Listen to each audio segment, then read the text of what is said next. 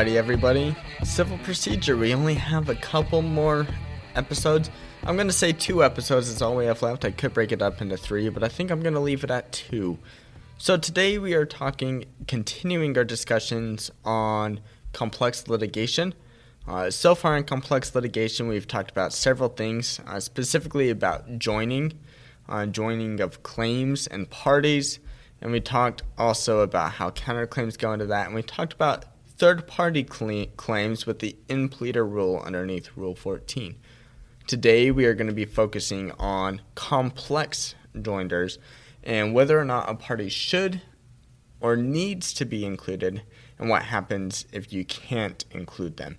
And that process is going to be underneath Rule 19. Underneath Rule 19, if a party needs to be included but can't be included, well, then a case may need to be dismissed. And there's a 3-part analysis that we need to determine to see if this case needs to be dismissed or not.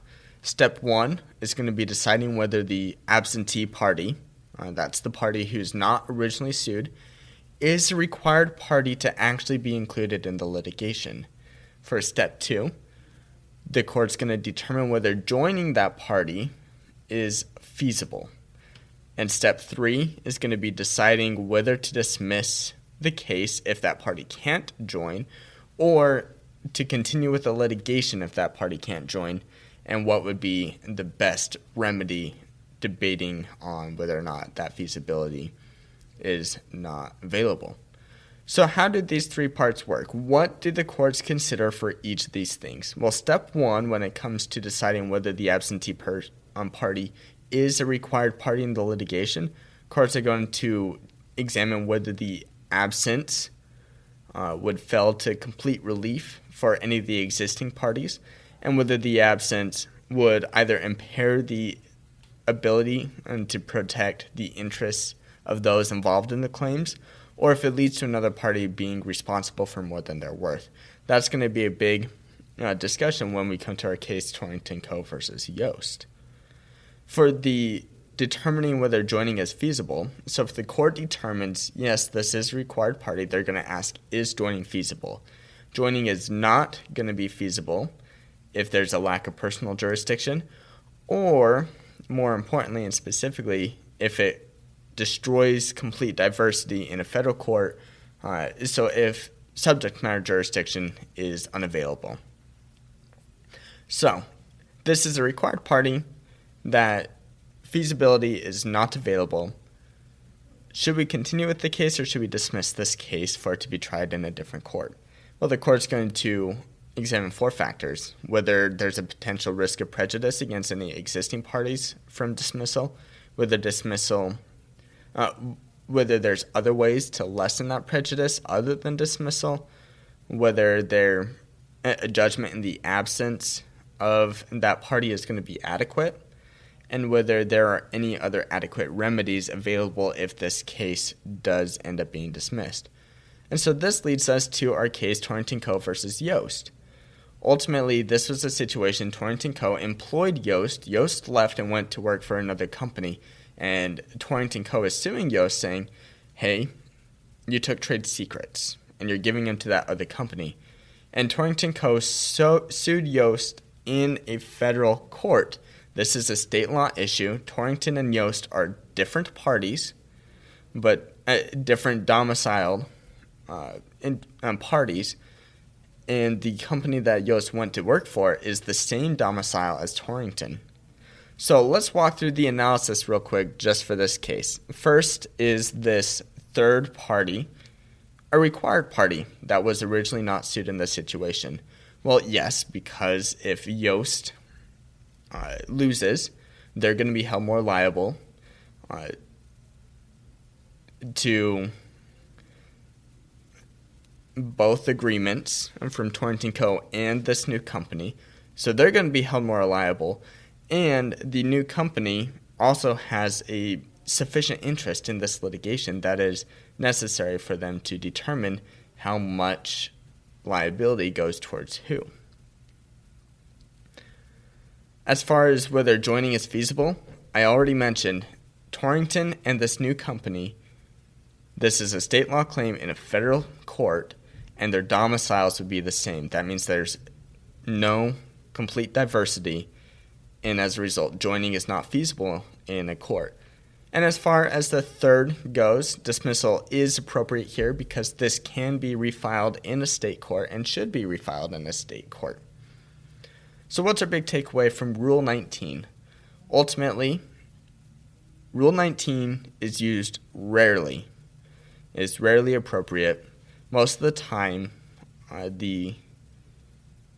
it's only this fact pattern when it's going to be applied. Otherwise, Rule 14 is going to apply to bring in the defendant as an impleader. And that leads us to our second case, which is Temple versus Synthesis Corp., where they tried to use Rule 19 to dismiss a case against them. But the court said, no, you can't dismiss this case because you could have just brought in the third party themselves. They contributed to the injury, and as a result, you would be less liable. They're partly liable to you. This is the derivative liability. Rule 14 should apply in this situation. So our big takeaway from this case, in Temple versus Synthesis Corp., is most of the time Rule 14 is going to apply. A couple other things that I want to mention. It's not really, I guess it is part of these complex joinders, is intervention. Intervention is the idea that a party on their own accord can jump into the litigation without the defendant or the plaintiff bringing them in. Intervention, what it works, the purpose of it is to allow an interested party, a party who has a stake in these claims, to reserve their legal rights to have those claims heard. So ultimately, it prevents the original parties from settling and thus not considering the rights of what would be that intervening party. So that's the whole purpose of intervention, to allow an intervening party to have their rights heard. And then we have interpleader. Note this is not an impleader, but an interpleader. This rule is set out in 28 U.S.C. 1335. And all it is saying is that if there are multiple potential claimants against a defendant that defendant is not aware of, then that defendant can go to a district court to meet their contract with all of those potential claimants, and then the claimants can come to the court and gather their claim. And this prevents the defendant from being liable multiple times to claimants that they would not know of. And a good example of where this is used is insurance companies who are not entirely sure of who all the beneficiaries are. And so they don't want to pay out all the money into the one beneficiary and then have a second unknown beneficiary come and claim the same amount. So these interpleaders are allowed to go and put their money into a safe place and for all the claimants to come at the same time and to have the court divvy out that money as it is necessary. So that's really our that's complex joining. We talked about Rule 19, ultimately when a case should be dismissed for a party that should be involved but can't be involved based off of certain situations. It's a rare rule, applied not very often. Most of the time, Rule 14 is going to apply to bring in other parties. And then we just briefly mentioned intervention and interpleader. Have a good one. Bye.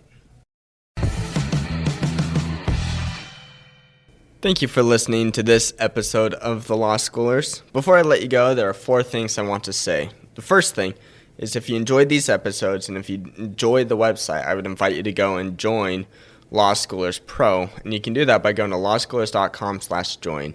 It's a way for you to support us, but there's also a lot of features there that I think you will enjoy. Second thing is that nearly all of our episodes are unedited. The only ones that aren't are pre-law materials, and the reason for that is so you can actually see the legal material in its raw form as I'm learning it as well. The third thing is that the information contained in these episodes are specifically only for educational purposes. They're not to be used as legal advice, and with that, the fourth thing is if it is used as legal advice, we are not liable. That is, Law Schoolers is not liable for any legal outcomes. Thank you again for enjoying the show. Have a good one.